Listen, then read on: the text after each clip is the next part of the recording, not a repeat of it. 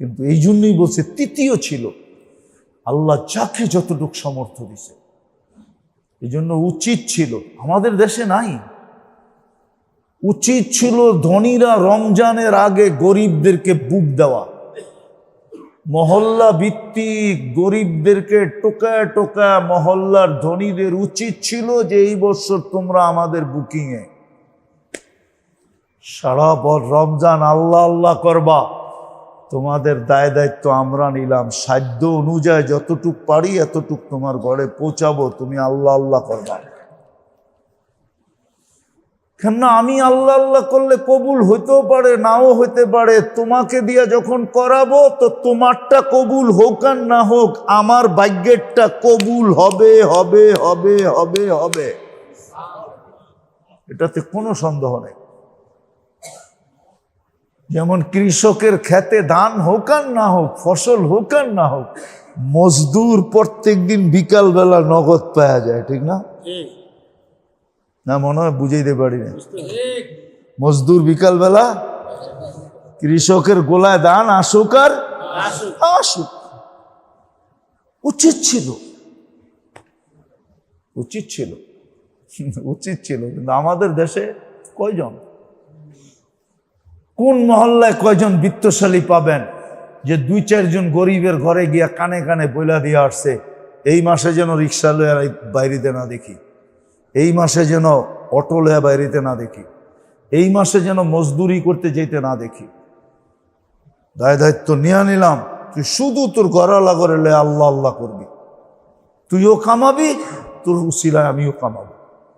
কিন্তু কয়জন মহল্লার বড় লোকরা করছে? রাগ হয় না। উচিত ছিল, উচিত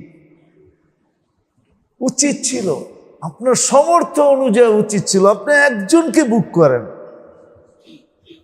একজনকে মোস্তাগনি করেন। মোস্তাগনি বুঝেন?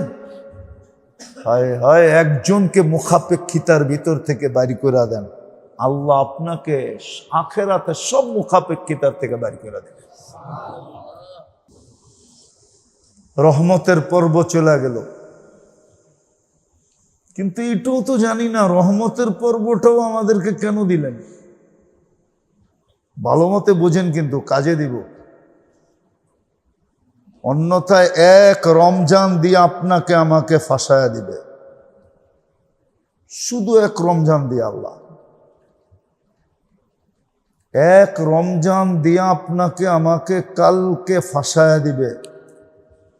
বলবে তুই কত বৎসর দুনিয়াতে ছিলি এটা আমার বিষয় না, কত কোটি বৎসর ছিলি এটাও বিষয় না, বল এক রমজান মিলায়া দে আমাকে, এক রমজান তুই কিভাবে কাটাইছিস। এক রমজানের ভিতরে কোটি বৎসরে কি আছে এর চেয়েও বেশি লুকানো আছে।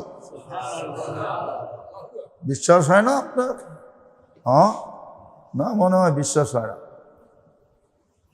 বিশ্বাস হয়? না, হয় না। এটা মুখে বলতেছি, যদি বিশ্বাস হইতো তাহলে ঢাকা শহরের রাস্তাগুলাতে আজানের 5 মিনিট আগে খিলানেওয়ালা বুঝেন তো? আর ঢাকায় শব্দ বুঝেন না? খিলানেওয়ালা লোকের সংখ্যা এত হইতো যে খানেওয়ালাকে নিয়ে কারাকারি হইতো। খিলানিওয়ালা লোকের সংখ্যা এত হইতো, প্রত্যেক বাড়িওয়ালার তার বাড়ির সামনে দাঁড়ায় যেত যে কোন পথিককে পাই আর এক ডুব পানি দিয়া রোজা খোলাইতে পারি তাইলে আমার জান্নাত কমপ্লিট। কেননা মুহাম্মদুর রাসূলুল্লাহ বলছে ফাত্তারা সাইমান ফালাহু ইতকু রাকাবাতিন, জাহান্নাম থেকে মুক্তি, জান্নাত অবধারিত। যদি বিশ্বাসই করতাম তাহলে তো আমাকে রোডে পাওয়া যেত, আমাকে ঘরে ইফতারির প্লেটে পাওয়া যেত না। ঘরালাকে বলতো তোমরা কইরা নাও, আমি জান্নাতের ব্যবস্থা করে আসতেছি, আমি জাহান্নাম থেকে মুক্তি নিয়ে আসতেছি, জান্নাতের ব্যবস্থা করে আসতেছি, আর আমি গেলে তোমরাও যাবা। এটাও কোরআনে ইঙ্গিত আছে। নাইলে আল্লাহ কেন বলবে ইয়ানকালিবু ইলা আহলিহি মাসরুরা, পরিবার পরিজনের কাছে খুশি খুশি নাচতে নাচতে যাবে। বোঝা গেল তার আগে পরিবার পরিজনকে আল্লাহ জান্নাতে বসায়া রাখবে, আর ওদেরকে দিয়া মিস কল দেওয়াবে যে তুমি আমাদেরকে কই টুকাও, আমরা তো জান্নাতে চলে আসছি, তুমি আসো না তাড়াতাড়ি, তুমি না আসতে তো অনুষ্ঠান শুরু হবে না। তো দৌড়াইতে দৌড়াইতে জান্নাতে যাবে। কোরআন তো এটা বুঝায়, কোরআন তো এটা বুঝায়। আপনি বলেন বিশ্বাস করি, কই বিশ্বাস করেন?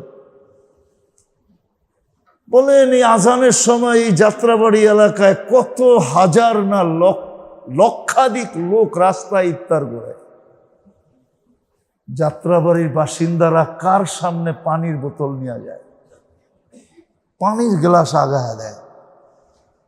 আল্লাহ রসুল তো আমাদেরকে সুযোগ দিছিলেন, ইত্তাকিন নার ওয়ালাউ বিশাক্কি তামরা, খেজুরের একটা এটাকে কি বলে টুকরা দিও, ইচ্ছা করলে তুমি জাহান্নাম বুঝাইতে পারবে, জাহান্নাম থেকে বাঁচতে পারবে, জান্নাত নিতে পারবে। ওই সুযোগ এই রমজানে।